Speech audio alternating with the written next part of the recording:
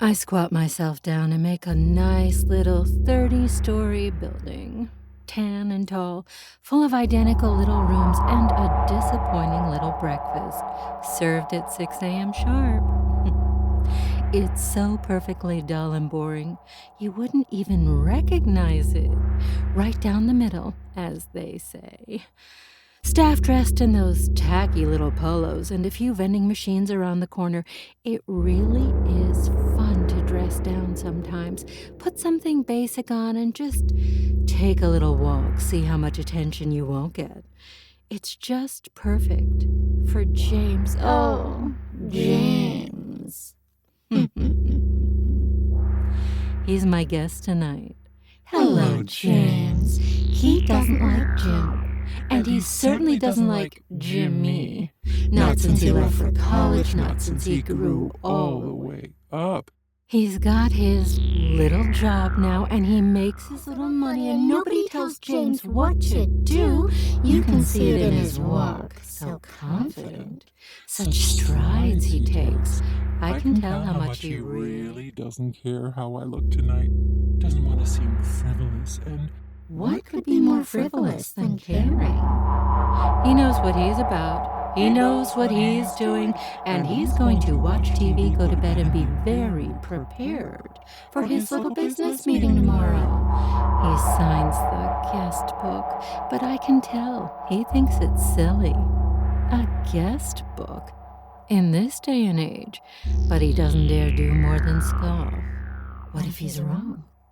What if he looks silly for caring about it at all? The manager, she just smiles that smile at him. And what a smile she has. He only thinks he knows what confidence is. Well, anyway, he dies in his room, his skin fused with the bed sheets and mattress. I think he was supposed to dehydrate or something, but James, oh, James, he tore himself quite apart. I lay down, lounging on the side of a very green and bushy highway by an airport. I'm the kind of place people go when they don't have anywhere else to go, or don't want anyone to know where they went. I fill my dull yellow paint with cracks for character. The staff barely even have uniforms here, and they look pretty rough themselves. Gotta look the part, right? I put the lobby boy's supply closet around back this time. The lobby is pretty small, but the fresh air will do him good. He stumbles around the corner, uncertain, unused to being so separate, but... The guest tonight is Victoria. Well, she goes by Victoria now. Laid off from work, evicted, and now the poor thing has ended up here with us. The lobby boy and she end up at my front door at the same time. He holds it open for her. What a nice boy. And she asks if I'm open, if there's room. She's just used to bad news at this point. I've got more for her. She doesn't have any bags, but he still walks her to her room, the room he built. I tell you, it's a good thing I'm wrapped around an airport because it gets so dang loud in there that only an entire airplane could have drowned out the noise. It started off as a muted vibration, but then, of course, it grew and grew and grew, and her whole body shattered like a champagne flute. The lobby boy's lucky he doesn't have to clean up after. Not that he could. He's already dried up into little lobby crumbles with the rest of the staff. A shift, and the void embraces. I am vast.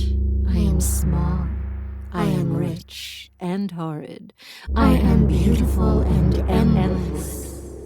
Infinitely singular. Yet all things to all beings. But those are just words, aren't they? My experience, my thoughts. Certainly what I am can't be contained in words. I am limitless, but description limits. I am endless, but is death not an ending? There, right there. The lobby is warm and carpeted, deep oranges and browns with smooth music playing and green plants fed by indoor grow lights. The owner is writing his reservation card in the private office. The lobby boy has built a really awful room full of lovely globs of, well, they're hot, whatever they are. But here, right over here, my lobby is a small desk opposite a large empty bar. White tile and a private elevator alcove, even a little coffee shop over by the parking garage. The manager is inspecting a fresh reservation card and summoning the lobby boy. The guest, Susan, her mini fridge is stocked with a low-level poison, and it takes a lot of it to kill, but she's gonna drink a lot of it, like it or not. I see all these places. I am all these places all at once, twisting and spiraling in from all directions, bursting out of me, moving through me, and I'm present fully and completely in every single one. I can feel myself moving infinitely, taking unknown numbers of actions all at once, being and fulfilling everything simultaneously. But translating myself in ways the guests, heck, even the staff can perceive me, it's different. Just trying to use their words contains me within them, and I admit I fall right in line. I limit myself so I can be expressed in an understandable way, but understanding and translation are only tangentially related. It's my fault. I try so hard for them, try so hard to understand them and make sure they can understand me. I get wrapped up in their simple dimensional thinking. Even now I catch myself wondering if it's not just a matter of time. Are these singular nights, independent incidents that I can move through as easily as they cross my lobby? Am I experiencing this as one moment only and relishing the crackling variety as they all Pop together?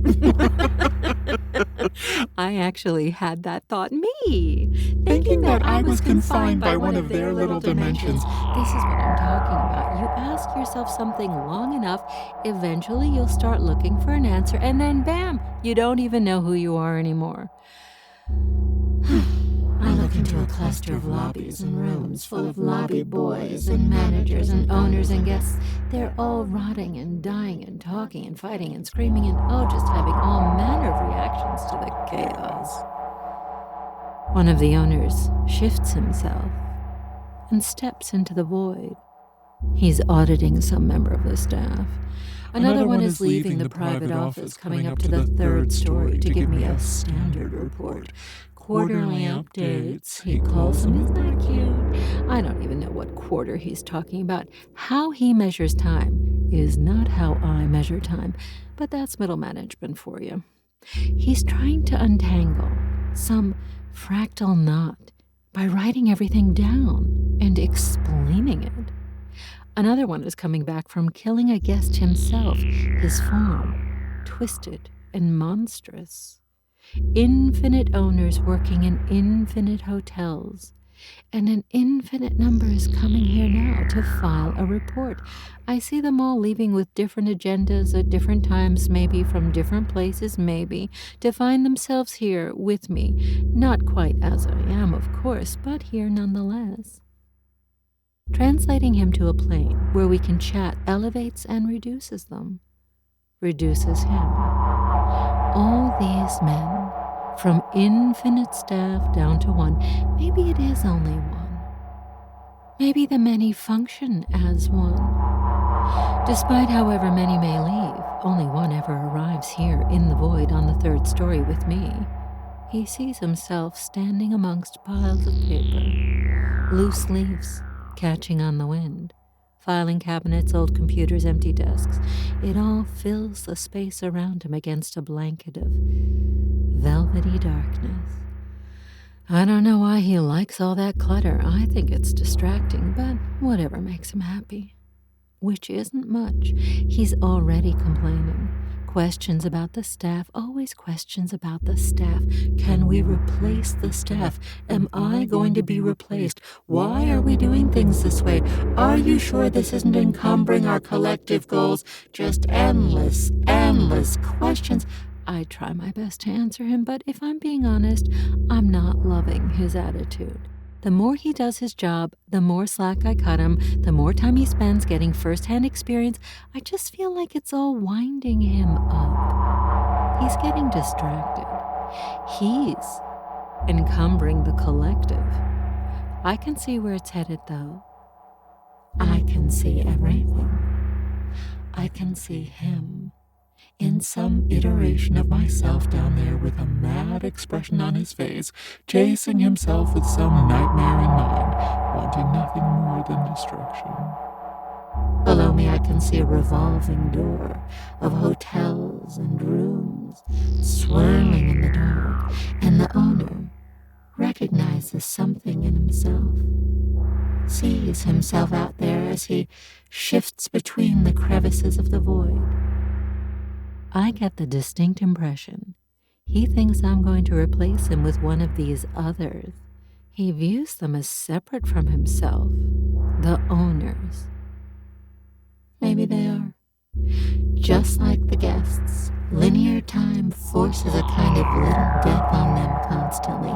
Who they are changes so much with their experience. Can they really say they're the same person anymore? For me, life and death has a very different meaning. For them, I can see how it would be confusing. Change and endings different but the same. So I suppose the owner could be forgiven for suspecting those around him. Those he can see between the veil and little stolen moments or someone else. Rooms are filled with guests, then filled with death. The staff spoils and crumbles, and I assume new and pleasing shapes. The heart beats on, and in the void before me the owner painting again. This man, made up of all the experiences of the men he has been, is burning. Over and over he questions and squeaks at me. I don't mind a healthy dialogue, but I see a knot in his experiences changing here. A light in his eyes akin to madness is growing. He's been picking fights again. Yes, dear. I am listening if you have a report for me. How is my staff doing? Oh, that's a shame. I really thought you were all starting to gel.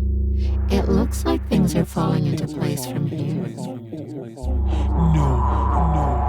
No, we're not going to replace the staff.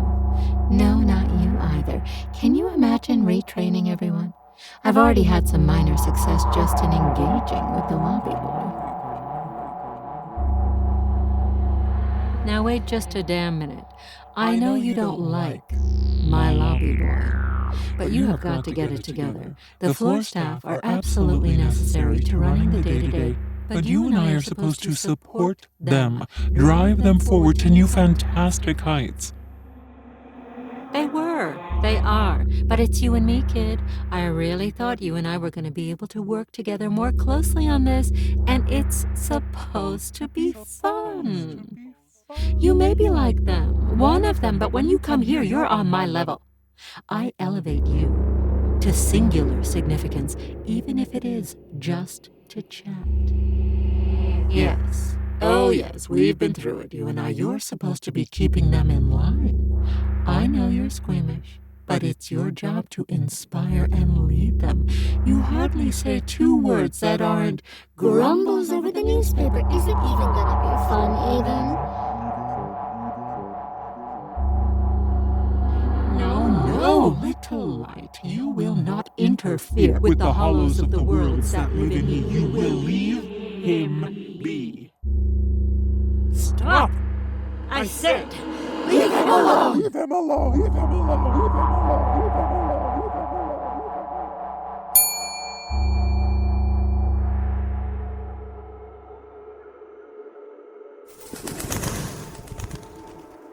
The lobby boys take 1,000 suitcases from 1,000 guests upstairs and down hallways.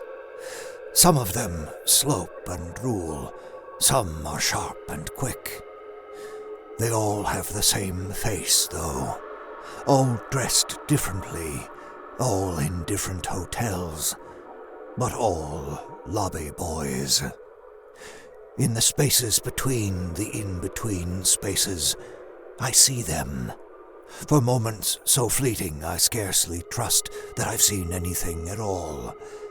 But I know, as much as I know he's in his supply closet in the corner without needing to see him, I know these marching ghouls are he.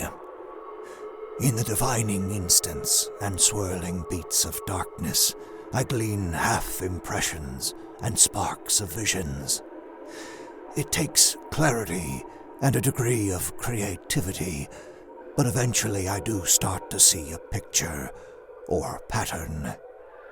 He takes relish in the guest's pain, then he squelches at it. He crafts horrors and sets them loose, but still fears them himself. He's surprised at the terror he sets in motion with his own hands. His performance in the matter of his duties is acceptable, even proficient. His skill, however, is buried beneath a growing layer of worming, wincing wretchedness. He slogs on heavy feet, and hunches and shakes, and the slightest interruption of his psyche rattles him to his core. He fawns for his manager, nearly pining, but he fears her too. He dies every night, he kills every night, yet he fears, yet he is compelled. If he will not grow stronger, will not adapt, my recommendation will be replacement. Replace, if the staff can be replaced. If these others I see are... I remember there was another in the hotel. He knew me. I don't fear him, though. I refuse the thought. I reject the emotion. That's something the manager understands as well. She doesn't dally and thither with emotion like he does. She arrives, does her job, and dies, as it should be. The rooms are built, the guests checked in, and I report to the hotel. All things contained. However, she used to show a degree of respect. She may still, yes sir me, but the sir is a knife now, lacerating my skin, or glancing off my bones. I respect the precision with which she runs the hotel. This manager, like the lobby boy, is one of many. In the moment between leaving my void on the 3rd story and stepping into the hotel's new form, I see her. I see all of them. I recognize a few. Others are unfamiliar still. Replacements? No, I've never recommended replacement of a manager. Of the manager. I wasn't part of the hiring process, of course. At least, I wasn't consulted. I remember our onboarding, all of us. Only vaguely, though. A fighting memory of the cold, and a scream in a dark forest. It doesn't matter. Not to me. I came later, after the staff, hired by the hotel for big picture planning. Together we try to determine what the best course is. I step again into the darkness, or perhaps I'm pulled away. 1,000 faces, all the same, all different, swirl around me. In the bright chambers beyond the beyond, I can hear the guests shriek as they're changed. As they die, I hear another scream. It doesn't sound familiar, but I do recognize him. I feel something like deja vu before I move on. I see more lobbies, rooms, even houses and apartments. In these spaces, too, are the staff, myself included. In these, they take on forms as different as the hotel herself. Monstrous, tortuous forms that bend and break us, just as they bend and break the guests. I see an endless array of spaces, in an endless array of time, pulsing on in even and unsteady rhythms. It revolves around me in the darkness, or spirals out beneath me from a central point on a disk. Maybe it's nowhere at all, and I'm alone in this void, imagining a universe of chaos in between my own fading heartbeats. Maybe it's hotel rooms all the way down. I feel more than see the endless staff toiling and building and completing its fantastic, bloody artistry. If we are many or one remains unclear to me. Here, in between, it is unclear. In the rooms with the guests, or the lobby with the staff, it all seems perfectly aligned. We arrive, the guest arrives, and we all part together. We repeat. The hotel doesn't end. The guests don't get to start over fresh. It's only us that rot and renew and die and live forever. And it's only I who gets to glimpse behind the fraying curtain. Only I get to commune with her in the void. In her void. It's all her. All for her. I point myself now away from these visions of gore and effort. I leave the monsters behind with the wet noises of death. I put from my mind the face, too much like mine, but bent by madness that seems to stalk me from infinity. I put, too, from my mind the guests and the rooms. I feel a hint of calm that always accompanies my return to my office on the 3rd story. The darkness here wraps around me from a great distance.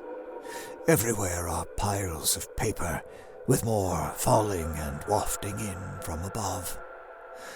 The desks, my desks, are covered with folders and more slouching paper stacks.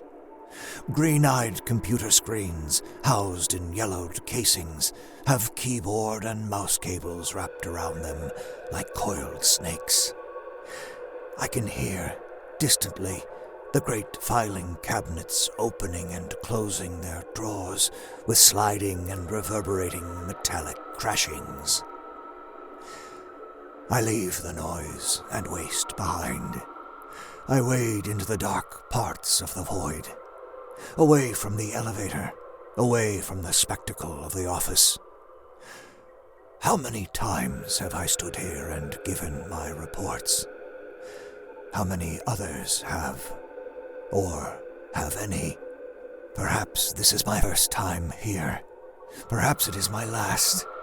Perhaps I've been here many times, and every moment is shared with itself. One and many. I felt my body dry and rot and flake off my bones many times, though. Of that I'm sure. As any guest can testify, dying is not something easily forgotten. Could testify if dying was something they could handle more than once. How many times can we die? As ever, once more at least. When the time comes, or when she chooses the time, I will fall again to waste and begin again, fresh, if not new. I walk for eons, or seconds. I'm here, and very soon something else will be too.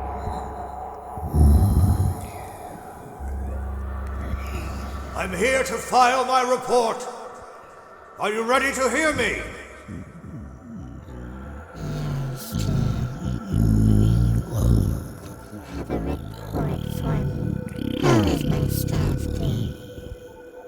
I will tell you everything I remember. Everything I can. It's all slipping away now, but I'll try. The staff is functioning well enough, other than a few minor incidents. The guests have all been checked in and dispatched. However, their attitudes have been disruptive. I've been spending more time on hand, observing the guests and the staff's day-to-day. They could be sharper, snappier, more efficient. The lobby boy lacks any leadership qualities, and the manager shows too many. The disharmony in the lobby is becoming tactile.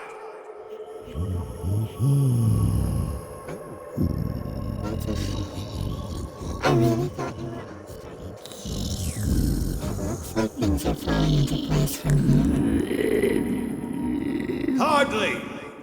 The manager is growing insubordinate and interfering with my auditing of her lobby boy.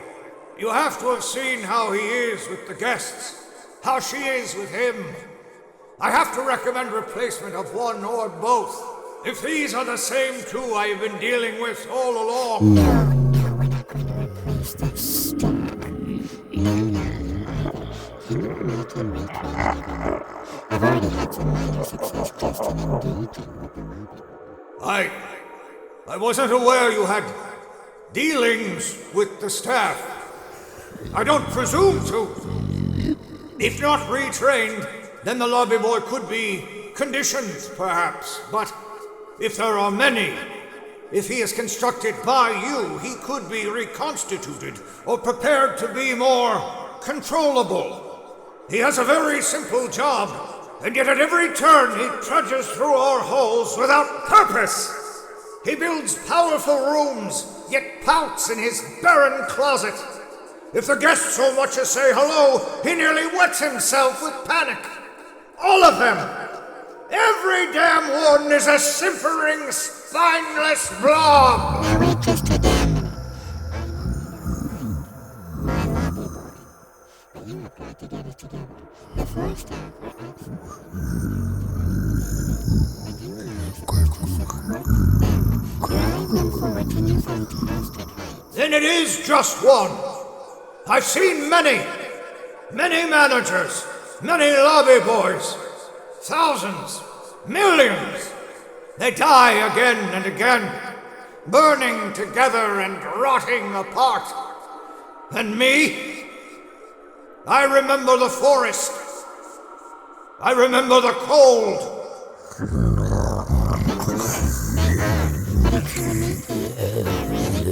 We're going to be able to work together more closely on this, and it's absolutely one of them, but when you come here, you're on my level. To singular significance, even if it is just to treat. I see. Then it's because of my importance, my elevation, that I oversee the staff. No matter how finite, no matter how endless, I have the perspective, the singularity among the endlessness to usher your vision forward. You and I, together You wanted a full report. I understood what this place is. Have I not done everything you asked? Am I not just like them? I serve the hotel, the guests just as they do. Can you truly say that they haven't functioned just as you wish? Haven't I?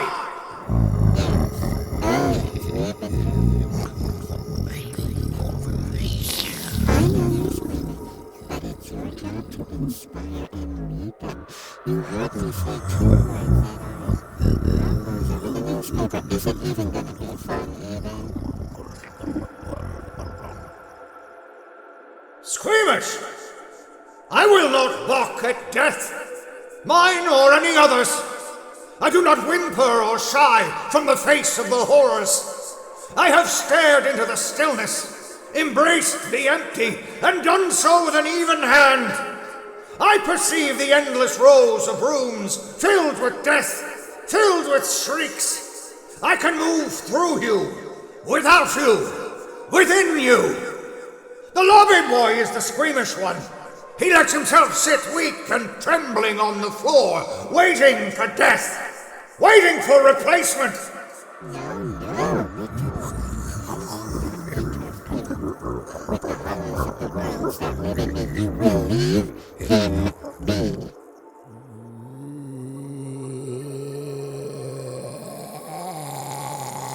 I know who the man with the cruel face and hateful intent is, and I will not run from him.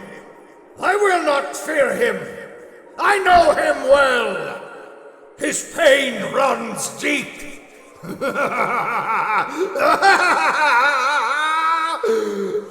will share it with him!